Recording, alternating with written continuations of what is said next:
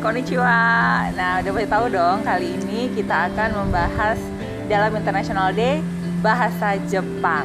Nah, kali ini saya bersama dengan Sensei Rara Widayani Astra yang juga adalah salah satu tenaga pengajar di SMA Negeri 2 Mengui. Halo, selamat siang Sensei Rara. Selamat siang. Panggilannya bukan Sensei Rara. Oh, bagaimana? Rara Sensei. Oh iya, salah loh. Rara Sensei. Oh, dibalik dulu, ya. Oh, iya. namanya dulu baru Sensei. Oh, gitu. Banyak ya, kok ya. yang salah ya. Oh, banyak yang salah. Udah langsung dikoreksi loh, kita baru buka acara udah koreksi. Oke, Rara Sensei. Oke. Rara Sensei gimana, sehat? Astaga, Sehat. Mudah-mudahan sehat selalu ya. Lalu mudah-mudahan Ucap sehat sekali. Nah, Rara Sensei, kita hari ini ingin membahas mengenai bagaimana Rara Sensei terjun langsung pertama kali menjadi guru bahasa Jepang, kemudian segala rentetan awal-awalnya sebelum akhirnya duduk di sini menjadi guru bahasa Jepang. Gitu. Nah, Rara Sensei sudah berapa lama ya di SMA 2 Mengui mengajar? Saya mengajar bahasa Jepang di SMA Negeri 2 Mui dari tahun 2004. 2004, berarti 16 tahun, berarti sudah lama sekali 16 ya. tahun. Oke, waktu itu langsung PNS atau masih honor dulu ya? Awalnya honor. Awalnya honor dulu, terus setelah itu bertahan. Setelah itu tahun 2014 baru kemudian. Oh, berarti 10 tahun diangkat kemudian sebagai ya baru diangkat. 10 tahun mengabdi dulu Mengabdi berarti. dulu. Oke, terus sekarang mengajar kelas berapa sih? Sekarang tahun ini mengajarnya kelas babu semua ya, program Bahasa babu semua ya. Kelas 10 babu, 11 babu sama 12 babu. 12 bahasa. Oh iya iya, oke. Nah, Sensei, bahasa Jepang ini kan termasuk kalau bagi saya yang awam gitu ya, dan saya rasa bagi hampir sebagian orang, bahasa Jepangnya kan termasuk bahasa yang sulit kayaknya gitu. Nah, Rara Sensei dulu kenapa sih kok milih bahasa Jepang? Bagi saya justru bahasa Jepang lebih mudah loh daripada bahasa Inggris. Oh ya, oh gitu. Oke, terus? Mungkin karena suka ya. Dulu waktu SMA, saya padahal PMDK-nya lulusnya itu di sastra Inggris. Oh, sastra Inggris, Udayana. Oke. Saya di SMA dulu kelas bahasa. Oh, dulu kelas Saya bahasa. memilih kelas bahasa. Di mana saat itu guru-guru saya tidak ingin saya masuk kelas bahasa. Kenapa? Karena nilainya bagus semua. Oh gitu. Karena nilainya bagus semua di IPA. IPS bagus. Nah, bagus semua. Tapi kenapa karena milih saya suka bahasa, jadi saya tetap memilih bahasa Jepang walaupun diarahkan ke IPA. Oh gitu. Iya. Jadi tetap terobos aja nih. Saya Iya. mau bahasa aja nih. Oke. Waktu itu kan penjurusan baru kelas 12 ya. Kelas 12, kelas iya, 10, iya, kelas iya. 11 masih umum. Kemudian kelas 12-nya baru kemudian dijuruskan. Setelah memilih jurusan bahasa, saya ketemu dengan guru saya. Ini adalah guru yang saya kagumi sampai sekarang. Oh iya. Namanya SMA-nya di mana, Sensei? SMA Negeri 1 Mui. Oh, SMA Iya, 1 Mengui. iya. Oke, dengan siapa waktu itu? Gurunya namanya Era Sensei. Era Sensei. Jadi beliau adalah guru pindahan dari SMA Negeri 1 Peta waktu itu, kemudian pindah di SMA Negeri 1 Mui, kemudian mengajar bahasa Jepang. Ah, iya. Jadi awalnya ketika dia berbahasa Jepang, saya langsung tertarik gitu. Oh gitu. Kok bahasanya enak gitu kayaknya. Iya, kok kayaknya menarik ya bahasa ini Oke, gitu oke, ya. terus? Sampai akhirnya saya mengikuti pelajaran itu dengan baik, kemudian saya sampai ikut kursus. Oh, kursus akhirnya. Ya, awalnya ikut kursus itu saya nggak paham loh bahasa Jepang, karena kan kursus dengan bahasa Jepang SMA itu beda. Beda. Jadi awalnya bahasa Jepang itu kok kayaknya jadi semakin sulit ya, karena dipelajari makin susah. di SMA kayak gampang gitu. Setelah ya, di ya. tempat kursus mungkin tergantung gurunya Gurunya, ya benar-benar. Jadi ketika waktu itu ketemu guru yang mungkin belum klik dengan saya, bahasa Jepang itu jadi semakin susah. Tapi pada akhirnya ketika saya pindah tempat kursus, ketemulah saya dengan guru yang memang klik dengan saya. Jadi ketika cara dia mengajar itu bisa membuat kita senang gitu ya, kemudian bisa paham dengan baik, lebih ditambah gampang lagi Era Sensei Era ini. Senseinya. Jadi klik Jadi kedua-duanya, ya, di ya, sekolah ya. oke, di tempat les kursus juga oke. oke. Sehingga karena kan di tempat khusus ada pelajaran budayanya juga, di SMA juga ada, jadi nyambung. Jadi ketika itu nyambung, belajar itu menjadi lebih menyenangkan. Seperti itu. Ya. Dan waktu SMA itu pertama kalinya saya ikut lomba pidato berbahasa Jepang. Langsung. Padahal waktu itu mungkin kompornya belum begitu. Tapi Era Sensei ini punya motivasi menyemangati ya, gitu, ya, memberi motivasi yang sangat tinggi sama saya, sehingga bisa ikut lomba pidato. Kemudian ketika lomba pidato itu awalnya masih juara harapan. Oh, untuk pertama kali. Iya, Oke. pertama kali juara harapan. Kemudian berikutnya langsung juara 1. Oh, oke. Dan saat itu ketika saya lomba ini saya masih ingat di Saraswati ya. Oh, Di Universitas Mahasaraswati ya, ya namanya dulu ya. Mahasaraswati ya. Di situ dulu dari mana sih? Dari SMA Negeri 1 Mumi itu. Oh, dari sekolah yang kayaknya desa gitu ya. Iya, kan Ya, jauh banget dulu kan jauh dari banget pasar di sana. kayaknya. Tapi begitu dia melihat kemampuannya, oh seperti ini, dan akhirnya saya juara 1. Jadi bisa membuka Bangga banget itu gitu. Ya, Walaupun udah. saya dari SMA Bungkam lah Negeri dengan ternyata itu. prestasi gitu Iya, ya. akhirnya setelah juara itu kemudian berturut-turut juara 1 terus gitu misalnya ya. Jadi itu juga jadi motivasi saya untuk lebih Semangat lagi akhirnya. belajar bahasa Dan mungkin Jepang. itu yang bikin Nara Sensei jadi lebih berpikir bahwa kayaknya emang ini jalannya nih kayaknya Iya, gitu ya. lebih itu jalannya. Jadi nggak milih ke bahasa Inggrisnya. Oh, gitu. Jadi bahasa Inggris kok lebih susah ya daripada bahasa Jepang. Mungkin karena sukanya itu. Oh ya, dan mungkin juga karena guru ya. Jadi Nara Sensei mungkin bisa menyimpulkan bahwa memang sangat penting sekali ya keberadaan guru untuk menemukan bakat, potensi dari siswa ya. Betul. Jadi bagaimana seorang guru itu bisa sharing ilmunya. Jadi sharing ilmunya sehingga nyampe sama anak-anak. Jadi itu yang paling penting. Akhirnya malah itu yang membuka akhirnya Sensei jadi pengen lah akhirnya ke bahasa Jepang. Pengen jadi guru bahasa Jepang karena Ih, ada kenapa? role modelnya. Kenapa kok guru gitu? Kenapa bukan yang lain? Kan karirnya bahasa Jepang kan kayak banyak ya, bisa jadi diplomat, bisa penerjemah kan. Kenapa kok milih jadi guru? Apa karena era Sensei juga? Betul, mungkin karena role modelnya itu. Oh, saya pengen jadi guru yang kayak gini. Saya ingin bahasa Jepang itu bisa saya sampaikan Bisa sama nyampe ke siswa sama gitu siswa ya. seperti Jadinya artinya malah itu yang membuat akhirnya jadi berpikir kayaknya pakai jadi guru aja gitu ya. Oke. Terus setelah itu kan belajar nih kuliah, akhirnya kuliahnya di mana dulu? Kuliahnya seperti yang saya bilang tadi kan awalnya lulusnya PMDK di Sastra Inggris. Nah, setelah itu Lulus PMDK Sastra Inggris, awalnya saya ikutin tuh. oh gitu. Jadi di UNUD itu kan dulu PMDK kita nggak ikut ujian lagi. Jadi langsung masuk, kita tinggal bayar aja langsung masuk. Jadi awalnya ketika ikut apa namanya dulu ospek ya. Ospek. Ketika ospek itu Udah sampai ospek. Iya, Oh. ospeknya masih sastra Inggris. nih. Oh, oke terus. Nah, ospek sastra Inggris kemudian disuruhlah membuat sesuatu yang berhubungan dengan bahasa Inggris. Saya mulai stres tuh karena saya nggak suka bahasa Inggris. Oh, oke. Walaupun sekarang udah belajar bahasa Inggris ya, kan memang harus bisa bahasa Inggris juga gitu. Jadi saat itu gimana caranya saya sampai mau pindah dari S1 Sastra Inggris ke D3 Bahasa Jepang? Oh, berarti ini dong Iya. ya, downgrade lah istilahnya Iya, dari yang tadi S1 ke D3. Oke.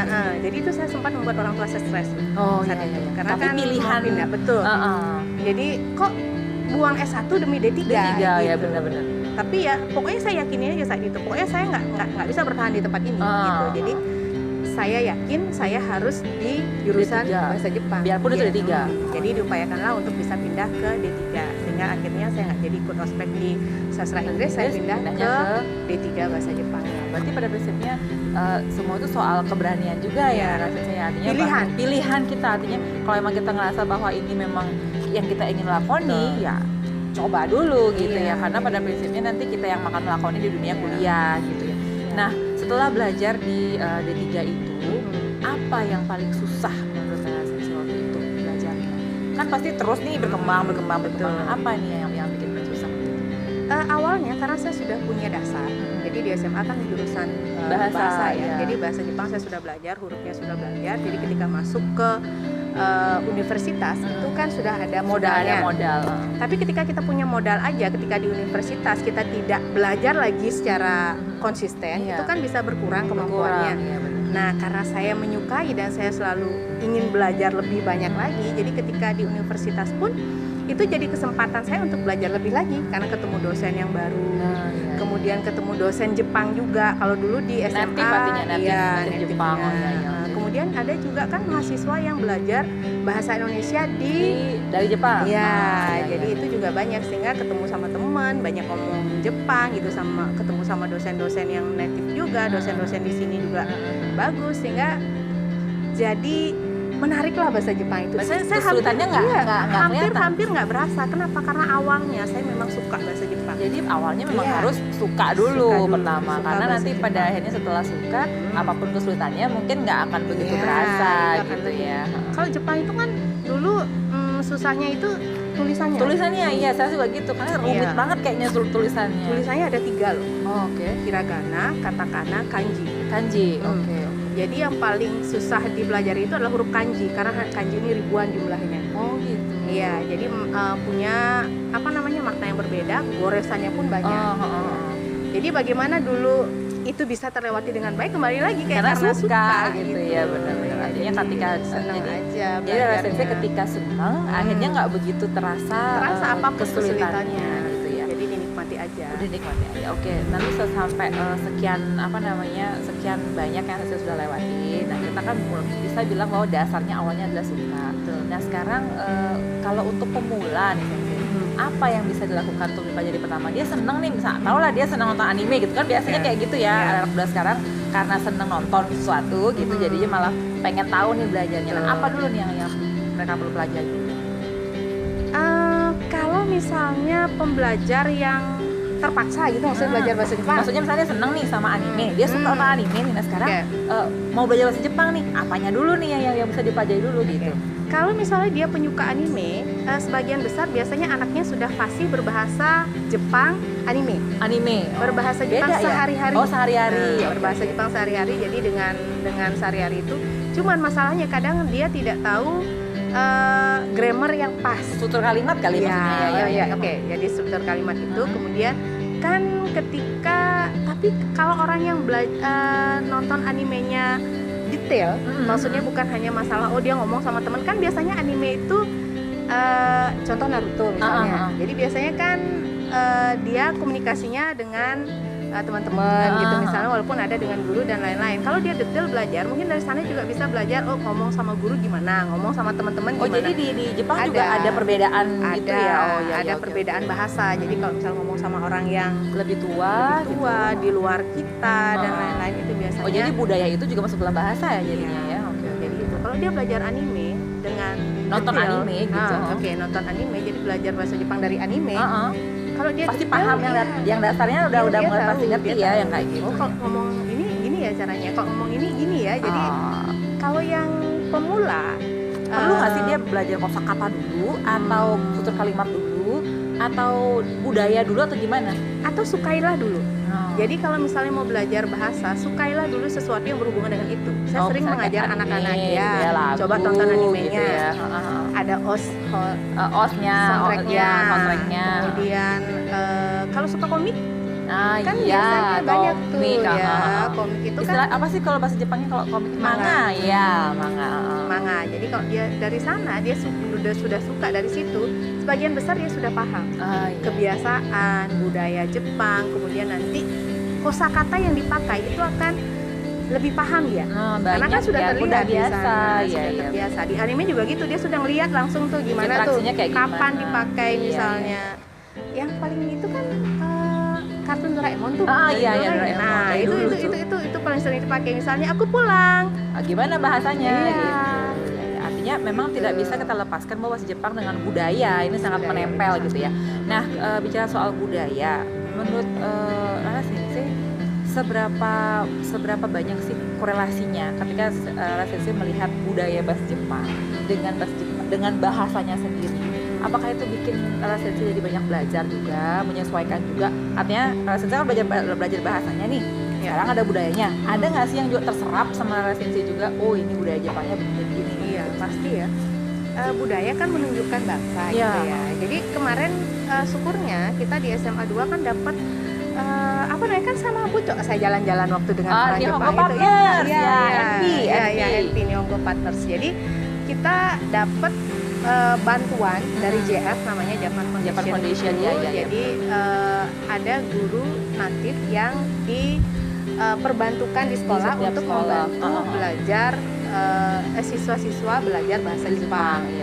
Jadi kalau misalnya kita mau bisa bergaul dengan orang luar gitu, misalnya kebetulan saya bahasa Jepang, saya belajar bahasa Jepang, kalau saya mau bergaul dengan orang Jepang, otomatis saya harus pelajari budayanya juga. Iya, benar. Jadi kan nanti ketika kita bergaul, apa yang harus kita perhatikan?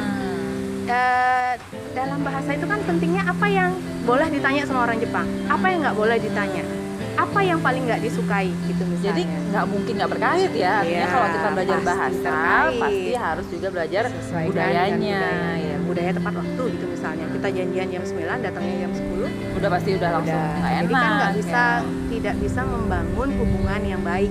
Karena sepertinya nggak menghargai jatuhnya. Betul, karena hubungan itu harus dijaga walaupun sudah selesai, sudah pisah apa dan lain-lain. Tapi hubungan itu bisa terjaga ketika saat bersama kita sudah membuat satu ikatan. Iya. Jadi ikatan itu kan mulainya dari Bahasa pergaulan, itu tadi ya, dari bahasa, pergaulannya. dari budaya yang sama-sama bisa diketahui ya, saling akhirnya. menghargai dan lain-lain. Nah, menurut Tante Sensei, budaya apa nih yang kita bisa ambil misalnya dari bahasa Jepang ini sendiri? Dari Jepang itu Dari sendiri, Jepangnya ya. yang paling pertama sih disiplin waktu. Jadi ternyata kayaknya orang Jepang disiplin sekali sama waktu ya. Disiplin waktu, kemudian di samping itu kan kayaknya orang Jepang itu belajar menghargai orang. Jadi ketika misalnya, contohnya aja banyak ungkapan dalam bahasa Jepang, misalnya ketika ngomong sama orang, dia ngomongin apa gitu selalu ada so desu ka. Mungkin dia paham atau enggak dia ngomong, tapi dia selalu sopan satunya ada gitu. Oh gitu memberikan ya, gitu respon ya. gitu. Iya. Begitu apa dan lain-lain. Artinya itu juga salah satu bentuk bagaimana orang menghargai gitu ya ketika dia menghargai lawan bicaranya. Artinya berarti termasuk nggak sih kalau orang Jepang itu termasuk ekspresif nggak sih dia dalam berbahasa gitu? Termasuk ekspresi sebenarnya. Mirip dengan orang Indonesia kira-kira ya? Iya, walaupun kan kelihatannya tuh kayak datar-datar aja gitu ya. Kelihatannya gitu. datar-datar aja apa. Tapi kalau misalnya kita sudah paham, biasanya bahasanya kan paham. Ketika hyogeng, maksudnya orang belajar bahasa kan dari omongan, Ekspresi. juga ada ekspresi. Iya. Jadi tergantung sekarang ngomongnya gimana. Jadi ketika misalnya kayak ngasih salam, misalnya ohayo gozaimasu, kan beda dengan ohayo gozaimasu, kan Iya, beda. Iya, Jadi iya. ekspresi itu Ekspresi. penting. Berarti dalam bahasa ini banyak, nggak cuma paham kosakata ya, ya pasti ada Ekspresi juga, gestur tubuh juga kayaknya ya, karena kan orang Jepang kayaknya terbiasa begitu ya, terbiasa menunduk gitu. Itu bukan merendahkan diri ya, dia menghormati orang yang diajak bicara. Lalu juga ada nah tata bahasa. Kalau kita di Bali kan ada sorsingge, ya. Nah kalau di Jepang itu juga ada nggak sih? Iya. Itulah mungkin karena kita sama-sama Asia mungkin ya. Ada aja pasti ya bahasa-bahasa yang dipakai jadi, untuk orang. Budayanya hampir mirip. Jadi yang mirip itu dari tingkatan bahasa. Misalnya nih Sensei bertemu dengan saya nih sekarang yang seumuran. Itu misalnya mau ngomong apa kabar, selamat pagi atau gimana, itu gimana Pak? Biasanya dari salam sih kelihatan ya. Jadi kalau misalnya sama siswa itu kalau dia sama guru, contohnya salam misalnya ohayo gozaimasu. Ohayo gozaimasu itu artinya selamat pagi. Jadi ketika dia siswa dengan guru, dia akan bilang lengkap ohayo gozaimasu. Dia jawabnya juga ohayo gozaimasu. Tapi kalau sesama teman, dia boleh pendek aja ohayo. Oh, ohayo gitu aja. Oke. Terus kalau sama yang lebih tua? Kalau dia lebih tua itu ada yang formal, ada yang biasa. Jadi gitu. kalau misalnya awal belajar bahasa Jepang, kita mungkin tidak belajar dulu yang bahasa halusnya. Jadi cukup bahasa yang formal, bahasa yang informal, mungkin gitu lebih gampang. Jadi kalau bahasa yang formal bisa dipakai untuk kalangan mana aja, sebenarnya lebih aman daripada nanti kita pakai bahasa biasa, karena bahasa biasa itu hanya bisa dipakai untuk yang teman. Jadi supaya aman, mungkin pakailah bahasa yang formal. Jadi dimanapun dipakai. Berarti ohayo gozaimasu, lengkap gitu ya. Kecuali memang sudah akrab ya. Akrab banget. Misalnya kayak relasi dengan saya atau relasi dengan siapa, ohayo gitu aja ya. Ayo. Kalau dalam bahasa Korea kayak anyong gitu ya, kayak gitu. Nah, korelasinya lebih dekat mungkin. Iya. Lebih paham. Ibu pecinta. Saya ya, karena kalau saya memang lebih paham bahasa Korea daripada bahasa Jepang. Makanya saya bilang susah sepertinya bahasa Jepang itu. Lebih gampang. Oh, ternyata lebih gampang. Oke, Rara Sensei, saya belajar banyak sekali, terima kasih banyak. Nah, Rara Sensei sekarang ada nggak pesan nih untuk anak-anak bahasa khususnya yang mudah dengan spesifik memilih saya mau meneruskan lisan bahasa. Nah, Rara Sensei sebagai seorang mantan anak bahasa juga nih gitu. Nah, apa nih pesan-pesannya untuk anak bahasa ke depannya? Untuk anak-anak yang memilih kelas bahasa, ingat kelas bahasa itu bukan kelas keuangan ya. Iya, semua ada pilihannya. Kalau kamu memilih IPA berarti kamu menyukai yang pelajaran yang ada di sana. Milih IPS berarti menyukai pelajaran yang ada di sana. Kalau memilih bahasa berarti kamu menyukai mata pelajaran yang ada di sana, bidangnya apapun. Jadi kalau khususnya bahasa, carilah sesuatu yang bisa membuat kamu lebih menyukai bahasa itu. Kalau misal bahasa Jepang, nonton animenya coba, baca komiknya coba, atau nonton film Jepangnya coba. Jadi itu nggak kalah menarik loh dengan drama-drama yang saat ini sedang yang hype lainnya. itu. Jadi semuanya ada. Dan jangan lupa ketika Anda belajar bahasa, yang selalu saya pegang adalah sering-seringlah mendengar. Oh, mendengar, listening, ya. Apa?